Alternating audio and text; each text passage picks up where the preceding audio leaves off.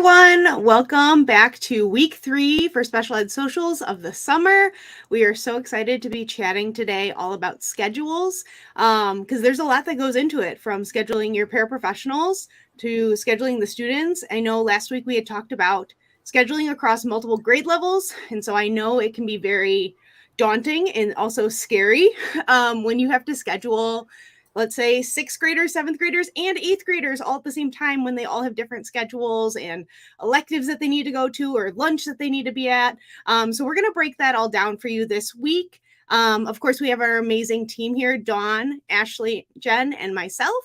So thank you all for being here. I know your time is precious as you spend a Tuesday with us.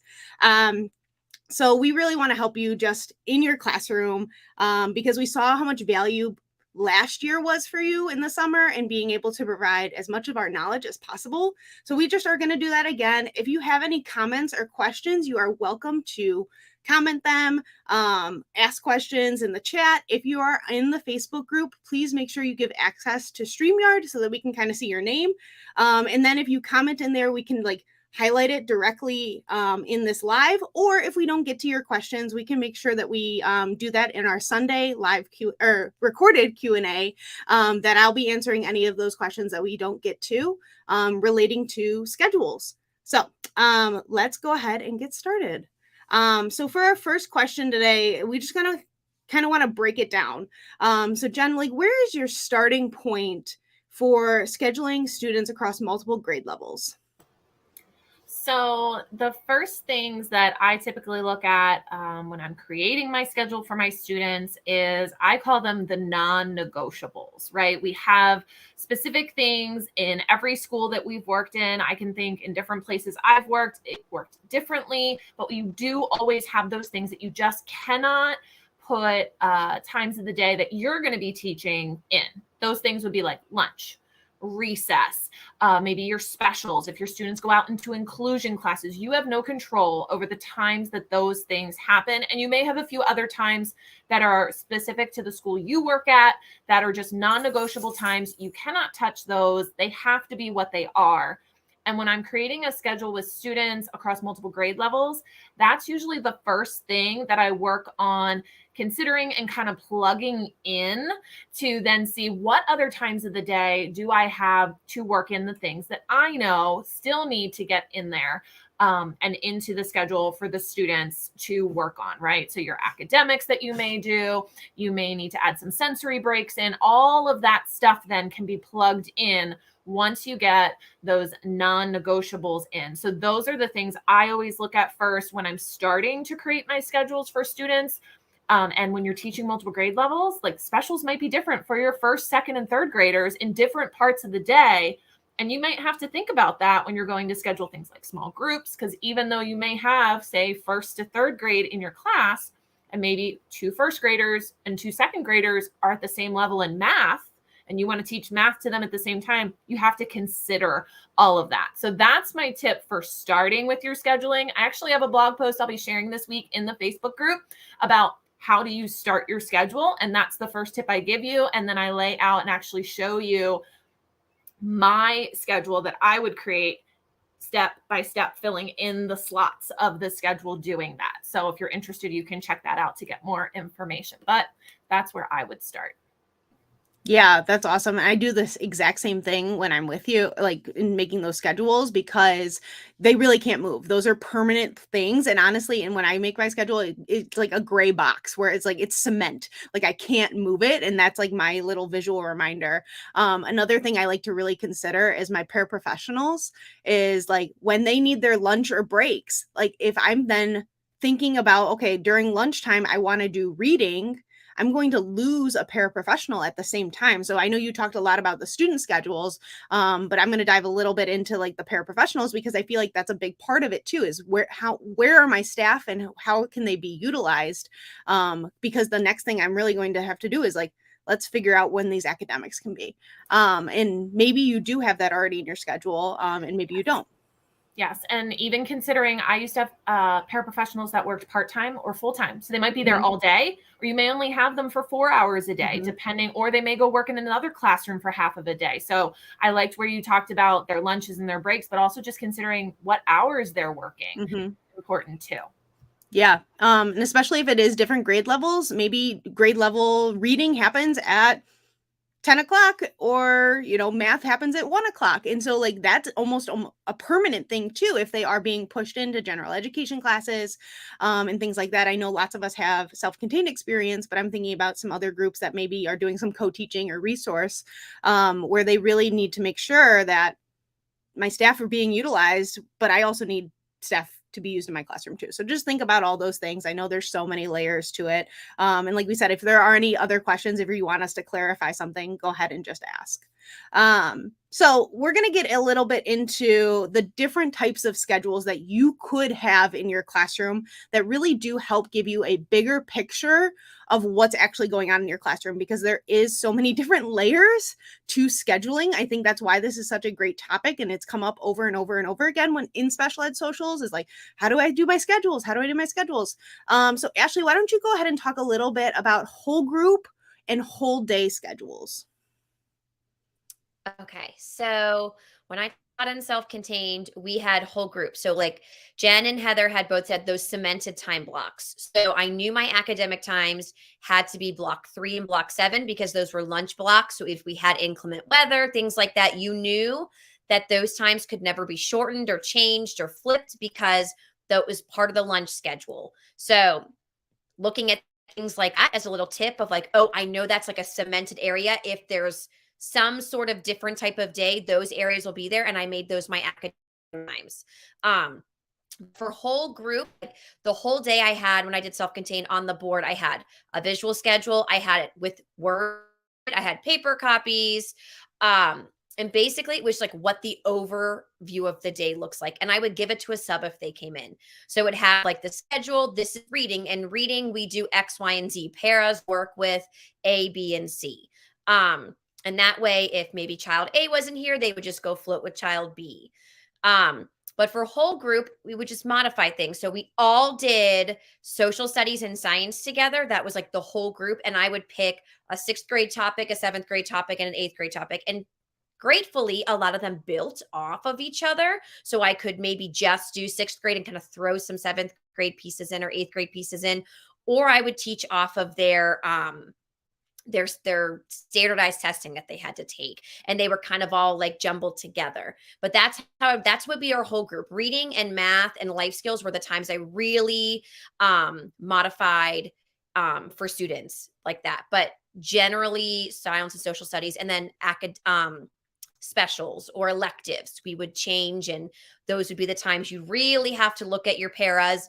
Sometimes plead to admin for additional paras if you have multiple grade levels to make sure everyone's getting what they needed. So hopefully that gives you a little bit of an overview of what whole group, whole day could look like. Yeah, love that, Ashley. Thank you so much. So let's say maybe you can't do that. Maybe that's not going to work in the way you thought all day long. So Dawn, why don't you break down a little bit what it might look like for a small group session? Sure. So a lot of times we need our learners on a smaller group setting to teach them. And I know Jen talked about earlier to group like ability levels together, depending on what you have in your class. And so during small groups for both math and reading, I really take this time to look at what skills we can target. This is more of that direct instruction or what you're trying to like maybe that long-term goal that you're working on, breaking it down into pieces. If you have kids that have similar goals, say sight words, you may pair them together. And while you may be working on fluency, some days you have games, other days, but then that also allows you to have time. If you have a couple kids, then your paraprofessionals in your room either have like center stations that they're working on. And just like you would do like a visual schedule or a simple schedule for your learners, you would do that for your paraprofessionals too. But ultimately, by having just a few activities for your small group, not to present overwhelm and not to have to like be exhaustive of like, or like the kid becomes exhausted from all your different activities. You should be short, quick, but measurable activities that are working on your standards for that particular learner or the IEP goals for both math and reading. And so that's why I feel like it's so important to maybe even take time to scribble out, not necessarily a lesson plan for the activities that you would be doing for circle time, but having a general idea of things that you're going to work on that week so that you're using that little bit of time that you have to work with the kids very intentionally during that part of your day. Yeah, I love that. And you've definitely reminded me that it's a breakdown of the steps that are happening and what needs to happen. And so like it's just another way of really taking what and just breaking it down, because our students need it, and you even mentioned our staff need it too. So I think that's phenomenal. Thanks for explaining that. So let's take it even one step further, right? We've got the whole group, whole day. Now Dawn's breaking it down to the small groups. Jen, what happens if we have a student who really needs like an individualized schedule, either for their day or for a session or an activity? What do we do for that, and what does that look like? Yeah, so individual student schedules, I feel like will mirror some of what that whole group schedule that Ashley was talking about. Because typically our student schedules that are individualized are going through a lot of those bigger things that are happening during the day. However, you can add more specific things to that student that they just need to do maybe themselves, and use that as a way to kind of prompt them to do something, provide them with an ability to be more independent throughout the day, to be able to do things on their own, as opposed to somebody having to remind them constantly, okay, it's time to go over for your math lesson. So individual schedules essentially, and I've seen tons of ways people set up individual schedules. You could probably go on Pinterest and type in individual student schedules and see a ton of different options. And I know a lot of us are sharing individual schedules and pictures of things that we've used in the Facebook group. So make sure you're checking there all week to see some of the pictures and images that we have used and done as well. I think it would also be cool if anybody has their individual schedule setups in their classrooms. If you guys want to share your pictures, I have a slight obsession with individual schedules. And I love to see how other people do it. I've seen people put individual schedules on painter sticks with the visuals, little pictures of tasks that need to be done. And you slowly take off the pieces and put them away to show that that activity is finished for that student. But essentially it just provides that student a way to know exactly where they need to be, what parts of the day, and sometimes what they're actually going to be doing. Are they taking a break? Are they going to be going to lunch? Are they going to be working with the teacher? Are they going to be going to specials class? So it's individually for that specific student, what they're going to do. Typically it's got some kind of visual base to it, especially for our younger learners. Older learners, I've created, especially when I taught in middle school, we had checklists that were text-based. So it would just say reading with the word spelled out, and the student would have to check off when they were completed with it. But there's lots of ways to set up individual schedules. But the basis ultimately for them is to create independence for that student.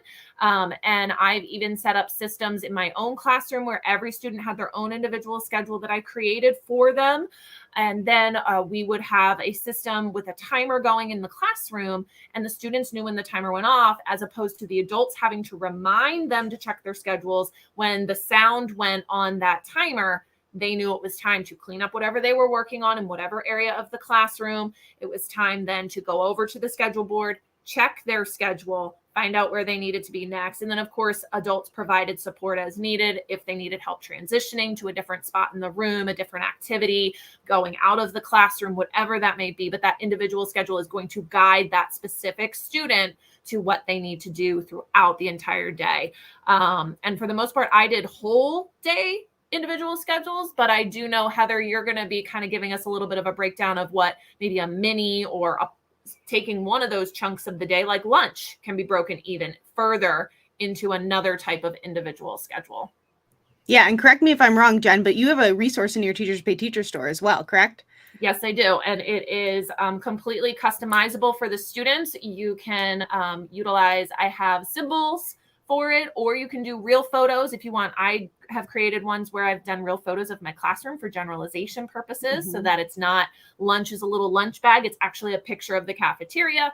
And then inside that product, the students don't actually take the pieces off and put them away, because I always had issues with them getting lost. It's a flap system where the flap closes to show that it's complete, so that it was much easier for my students that had fine motor issues. They could close the flap much easier than pulling a piece off and putting it in an envelope. We didn't have to worry about it disappearing. So I'll be sharing about that in the Facebook group as well.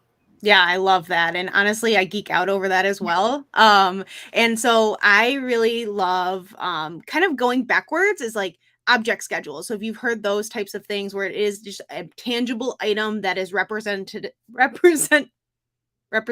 there we go, of the like action or the class or the person. So real objects, real pictures would then be the next thing. So being able to say like, this is the person that I'm working with, this is the location that I need to go. And then from there, it would be more of like abstract type of pictures or just pictures and words to kind of go into bring in that like reading component to it and understanding like this picture has a meaning and this is the word that it is. So even into individual schedules, there's more of a like mini schedule that you could be doing, or the task analysis, like you said, for each step. So if I wanted a student to go to lunch, I might have a picture or the word that says go to lunch. And then after that, it might be get lunch in lunch line, pay for lunch, come back, sit down at table. There might be pictures of those actual tables that I want them to go, the actual people I want them to talk to kind of help break down that like whole chaotic time that lunch can be for our students. You're actually structuring it to know I go to the lunchroom, I get my lunch, I come back, sit down at the table, I eat my lunch. I can ask for help if you need to bring more of like a social story into it, or an understanding of that. And like, okay, what do I do now when I'm done eating? I think that's a big question a lot of our students need to ask is like, so I might eat in 10, 15 minutes, but we still have another 20 minutes at lunch. What do I do after that? If my schedule is done, you may need to make sure that there's those other small steps in there of like, you can go outside for recess then, or you can read a book, or you can watch your iPad or whatever it is to kind of break it down. My favorite task analysis is the bathroom ones, where you have to brush your teeth or use the bathroom. And I can share a picture of how I've broken that down for some of the students that I had. I had two students using the same bathroom because I was fortunate enough to have bathrooms in my classroom. And one student was a reader and one student was not a reader. And so I literally had the same schedules in there that broke down all the steps that they needed to do to use the bathroom. So using the bathroom, brushing their teeth, putting deodorant on, changing their clothes if they needed to. All of those things were broken down in there. So I can share that again in that Facebook group so you guys can see it. And we'd love to see all of the pictures that you guys use as well. Or if you've gotten just ideas from this, you are welcome to comment and just say like, I'm totally going to make this next year because we love to see that too. Even if it's not ours, if it's somebody else who shares, like, please, please, please share. Okay, so we spent a lot of time talking about the different types of schedules, but now let's break it down even more to our students and the specific needs that they have, and how we really use these schedules that really could help them improve their independent functioning. That first question is throwing me off, guys. Sorry. I don't know what that actually means. Sorry, our first question. Yeah, I don't really know how we were talking about that. Oh, am I looking at the wrong week? No, this is it. Okay, cool. Do we know what that means? Do you want me to ask it and Dawn answers, or does Dawn not know what that means either? Yeah, sure. Go ahead. Okay. Sweet. I'm so sorry, guys. I think we like copied and pasted this over from another thing. Cool. So how would you in a lesson or in your schedule, like, oh, I found it. I'm right here now. I'm with it. I'm going to bring it around. Oh my God, my brain just totally farted. Summer. Summer break brain. Sorry about that. Okay. So when you are teaching a lesson, you have multiple grade levels. That's where we were talking all about schedules. We're moving away from schedules for a minute here. You have multiple grade levels in a class. Here we go. How would you use strategic questioning to get the variety of learners in that class? Because you might have first, second, third graders with different levels and abilities. And we know we have complex learners in our classrooms and all that kind of different levels. So, all right, now I'm with you guys. Let's go, Dawn. Tell us about that.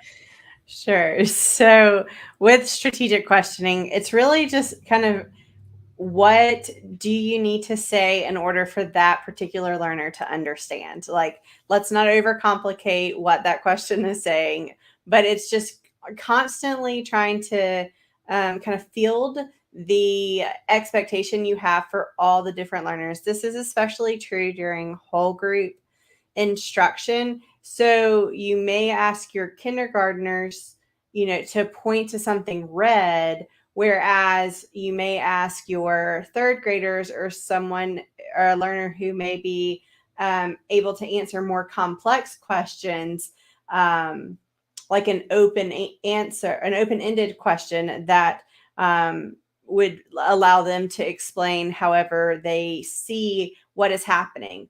Or another example I have just in my classroom is, we have a smart board, and so I try to have that as interactive as possible. And some of our learners may have to go up just with like hand over hand or using a like pointer to touch on one arrow the whole semester. That is their whole role. And you'll just say, whoever the learner is, it's your turn.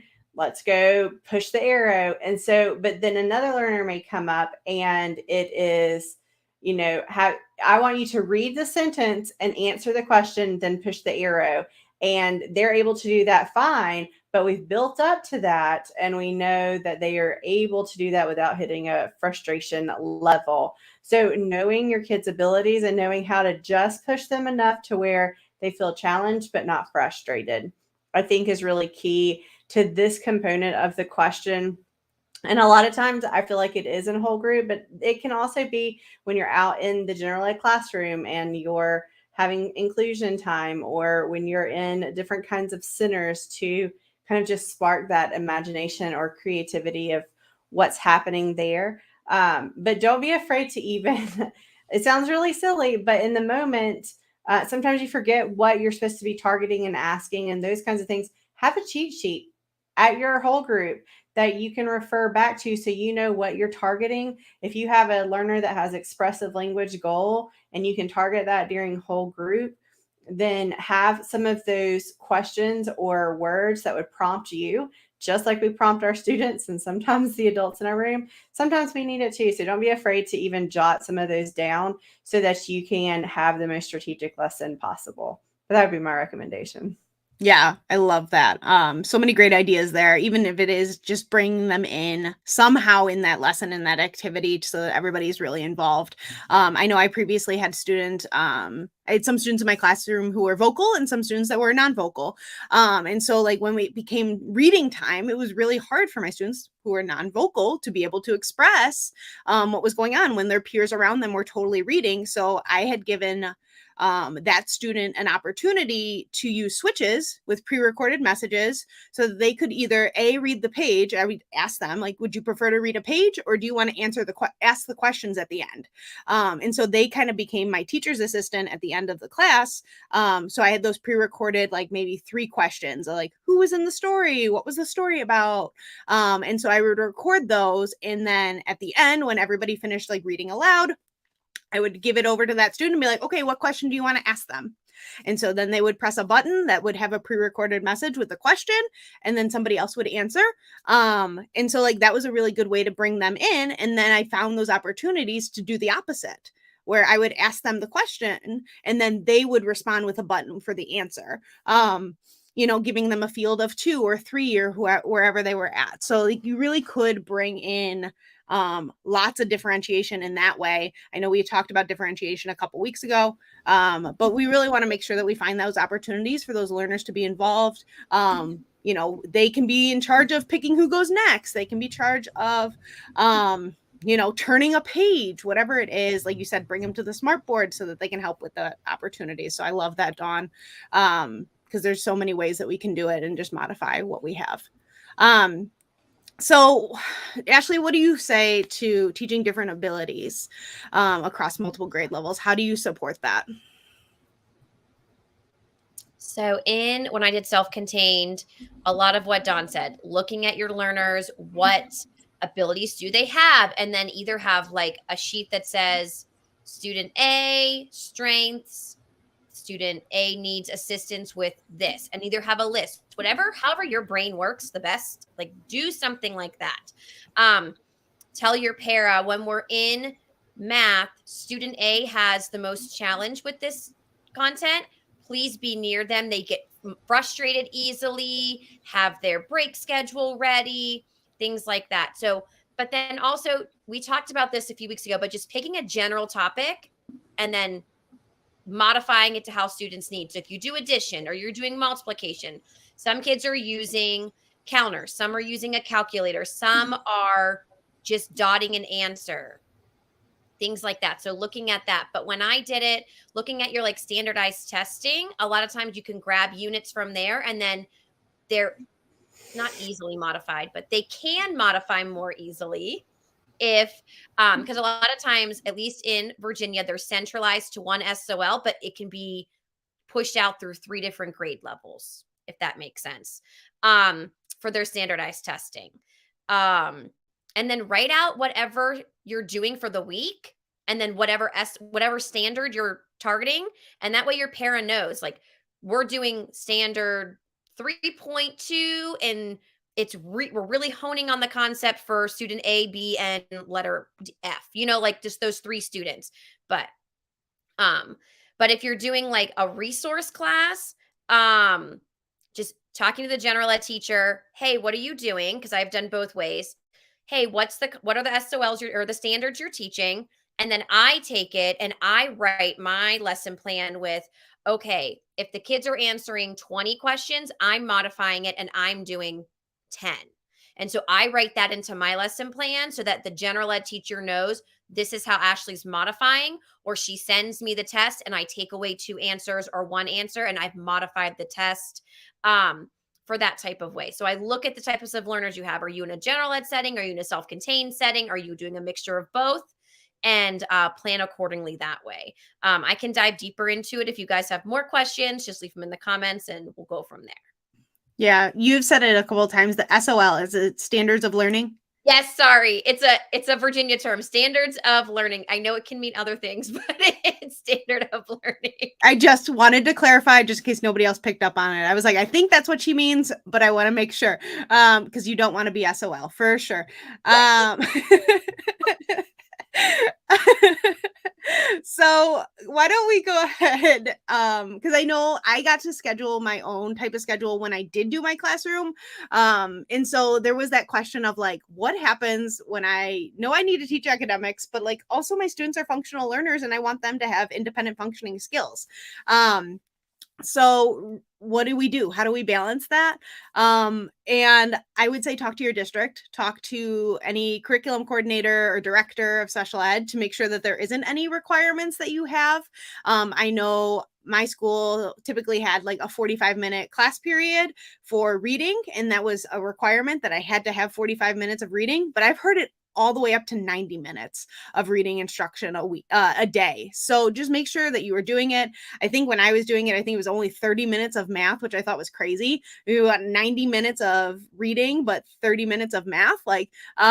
So it's just, and then you find those unique opportunities. If it is like 90 minutes of reading, then you do take, your science or your social studies and you embed it in there of like, we're learning history and there's history topics. And so we're doing some reading and fluency and comprehension in there, but maybe you're doing more phonics and phonemic awareness and writing in your reading time.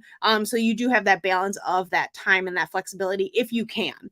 Again, talk to your district about it. I can't tell you specifically how to do it, but like make sure that there aren't any like time requirements there. And then that functional piece can be embedded. There's a lot of that naturalistic teaching that we keep talking about, that you can find those opportunities where a student might be struggling. So, okay, great. If they're struggling, let's work on advocating for yourself. Let's work on being able to solve that problem without as much support, or finding those moments where we are in the bathroom and we can work on, okay, great, let's count to 10 while you wash your hands. Okay, now let's count to a minute while you wash your hands, and like find those times that you can bring academics into that functional piece too. And you really do find that time as well. So I think like morning meeting is a great time to bring in some more functional skills, where that independent functioning can be addressed. Lunch, also a great time. And I used to do it at the end of my day as well. So the kids would wrap up the classroom. We would clean the tables and chairs. We would tidy up the room. They would make sure that they're doing all of their backpack things. And so that it is kind of like a give and take of, you really could do both at the same time for a lot of things. But yeah, find those opportunities where it is in your day where you can really hone in on them. So what if we need to use different curriculum for each grade level? Because I feel like that's another question we get a lot, is what happens when first grade needs to do this curriculum, third grade needs to do this curriculum, fifth grade needs to do this curriculum. And how do we really get that all together? And I think that's where centers and stations are really going to be important, because you can't do whole group instruction for 3 different curriculums, for 2 different curriculums. It's just not going to happen.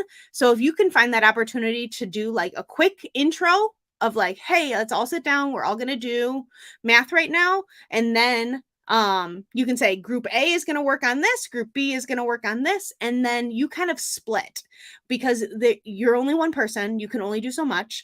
You can rely on your paraprofessionals to do some of that, but they need time with you as well. So how I used to do it was I would do like some type of like 2 small groups, where one group would meet with me to start off for the first maybe 20 minutes of class.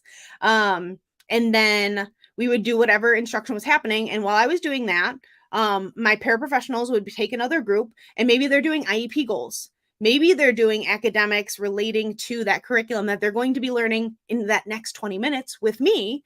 But it's just kind of more of a review or a refresher or skill understanding and things like that.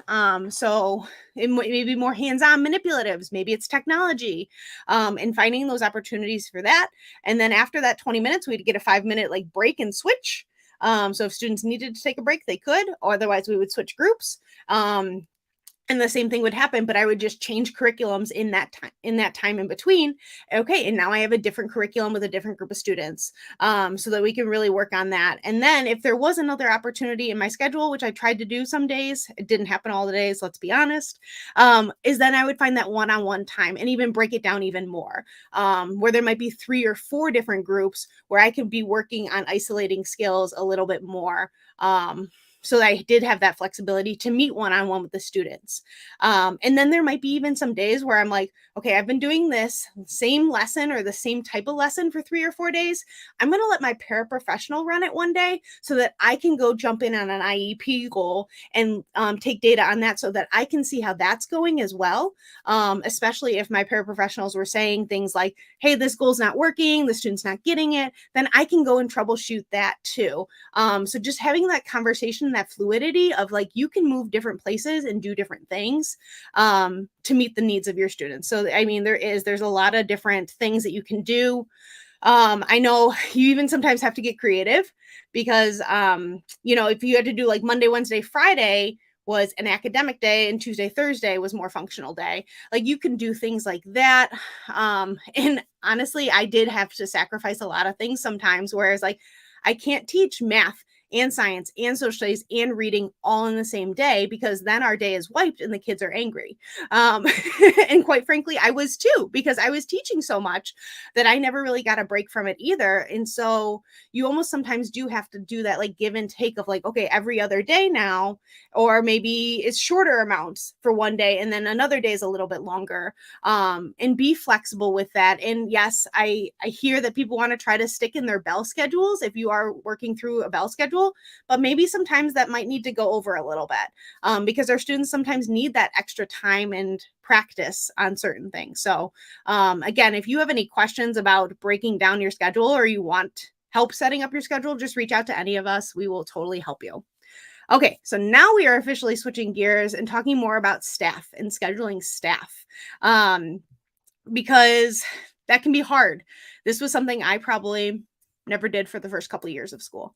So sorry for all of my paraprofessionals that were just kind of going with the flow of things. But what happens if maybe somebody's never heard of a paraprofessional schedule, and they want to start off with that? So Ashley, why don't you share a little bit about why would we use one and how can we set that up? Yes. So great. And I had very lovely paras. I always have. They've always liked to keep busy and they always wanted to know something they could do. So we had a lot of times, when we're doing whole group, you're here. But if you are, we used to color code. So like red was reading. We all had red folders for every kid. Inside, it would have the kid's name. And then it would have a weekly thing. They're doing Monday through Friday, this or whatever day we did it.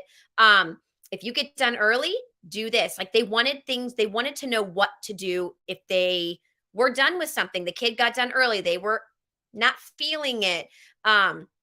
If the child they normally did one-on-one with left early to go to a doctor's appointment, what could they do? So you can even have a list like laminate, Velcro, go do this, pick that. There's a lot of things you can do and ask your para. My para was always like, what can I do at the end of the day to make your life easier? So I made a list. Like you could change the visual schedule out because I'm gonna be truly honest, I forget. It's like the last thing on my mind to do. But an actual schedule so they know when they're going to eat, who they're going to assist, where and when, what teachers they're going to be working with. Like as another educator, I would want to know those things. So think about what would you want to know and then kind of mimic that on what your para needs. Like when they go into music, they're going to be working with Mr. Smith and you're going to be assisting student A. But in Mr. Smith's class, there's like student B and C that might need a little bit of support as well. So, kind of put yourself in close proximity to those students. It sounds crazy to do, but then your life is much easier when that para is absent and you can just be like, here you go. Here's your schedule. I don't have to explain all like those little things to it.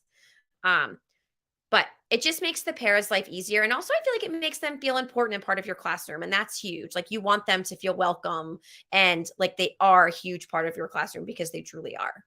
So hopefully that's some ideas.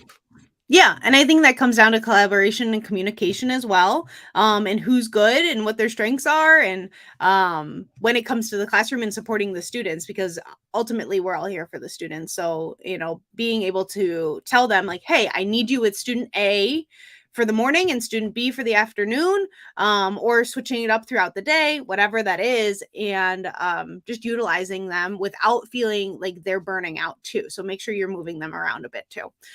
So before we get too far into that, Jen, why don't you tell us a little bit more about okay, so we're starting to create our schedules. How do I use my paraprofessionals? We talked a little bit about using their lunch and a break as like a guide when creating your schedule, but what else do we need to consider when you're scheduling a paraprofessional? So there, obviously, the first thing for me is taking that student schedule. And I always create that first, right? And then I base my para schedule on what the students need, right? That's our overall goal, is to meet the needs of those students and utilizing those paras to do that, which is kind of what we've said already. So that's the first thing I'm doing when I'm thinking about my paras and how I can use them. So once those student schedules are created, then I'm saying, okay, who within their day of their schedule, looking at individual students or small groups, who needs that adult support, supervision, instruction, whatever that may be, because there's lots of different ways to utilize your paras. Those three are just off the top of my head, but I think of things like they can run a station in your classroom. So whether that is coming to the para at a table that they have that you designate in the classroom, that specific skills are worked on. It could be your IEP goals. Maybe they work with the paras and the paras collect some data for you. Use their abilities if they have that ability, or you have a great system for collecting data that can be done by your paras that you can trust. Do that.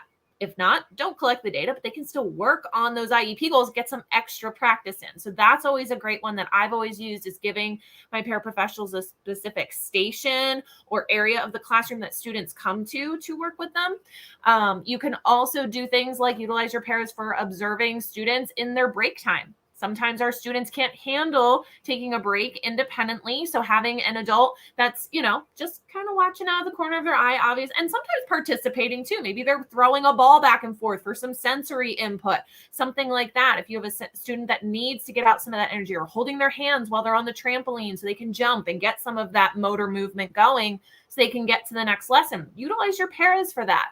I also utilize my paras if I had a student that needed a break, needed to go for a walk and get a drink and cool off, maybe use some de-escalation strategies, help them calm down so they're ready to come back to the classroom. I would utilize them for that as well.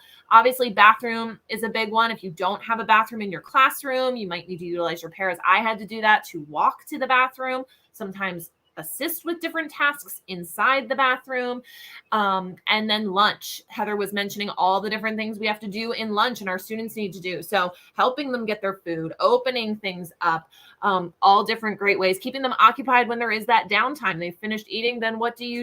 Your paras maybe can have conversations with the students, keep them playing games, bring some items that they can play with, fidgets, and give them to the students when they need them. So all of those are great ways to kind of take your paras and add them in for use during that time. And you can schedule that in your student or your para schedule, because they may not know what the expectation is if you don't spell all of this out, right? So you can have all these great plans of all these great places you want your paras to be. I can think of inclusion, going and supporting a student in a reading class. Maybe they're included in a general ed class and they need support. You're going to need to spell out what that looks like and how they're going to support. You need to spell out what it looks like when they're in music class and how you're going to support the students.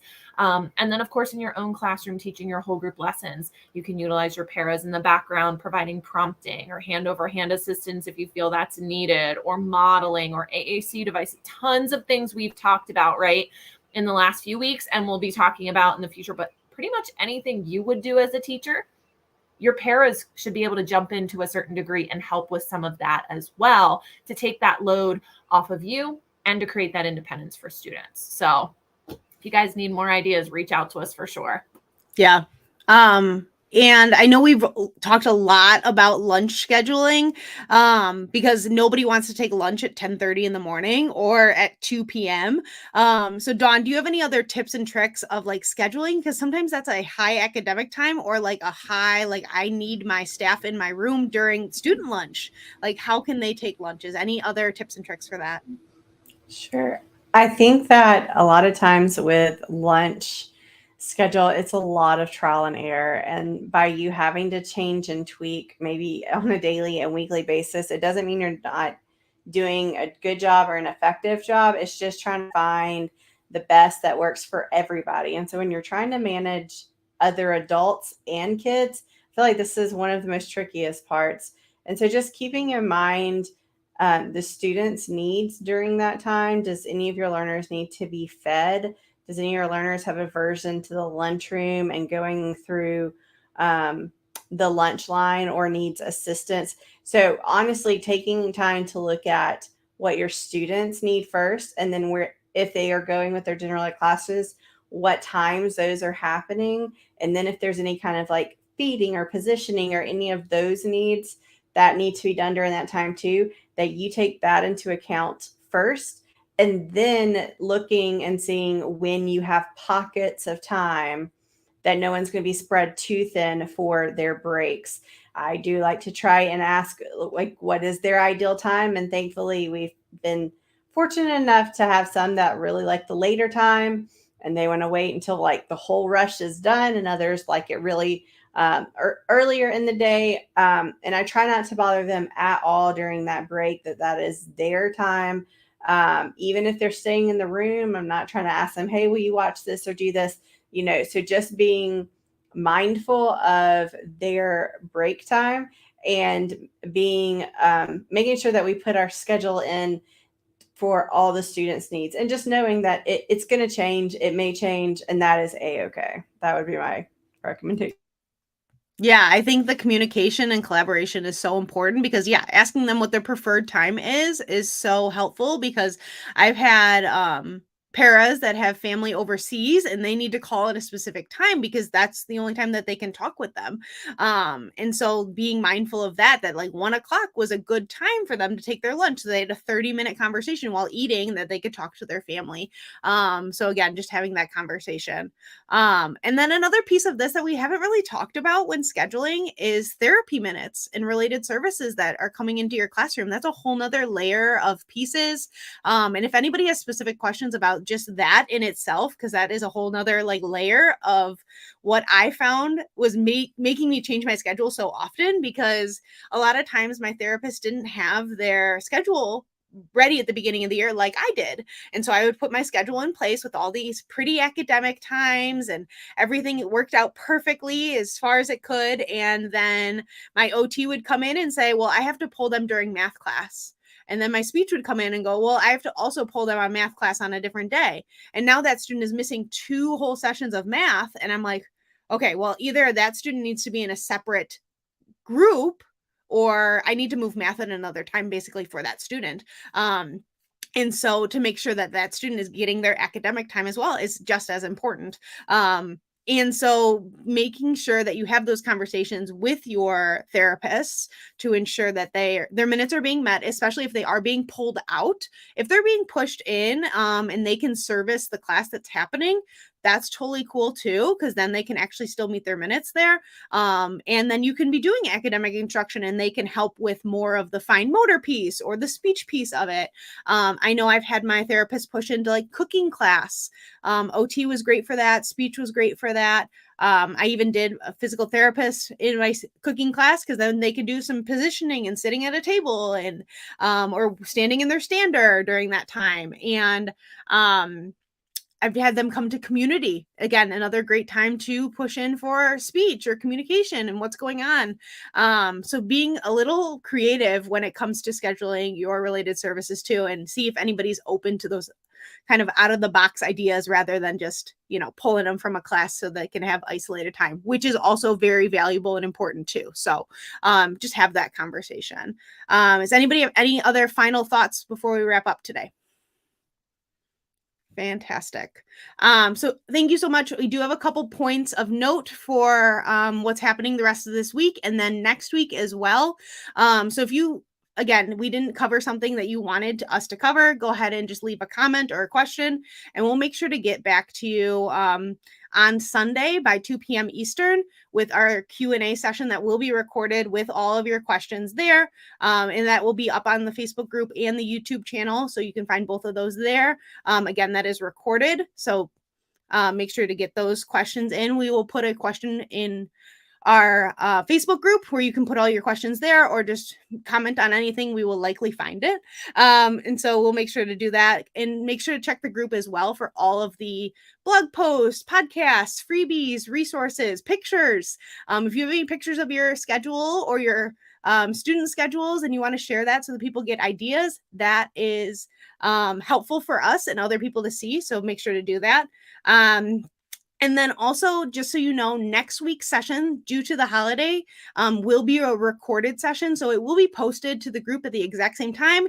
If you want to come and watch it live, you are welcome to, but it'll be recorded. Like we won't be answering questions there, but that is ready to go. So you guys will see that next week. And then we will also do our Q&A on Sunday the following week as well. So yeah, thank you guys for being here. We'll see you next week.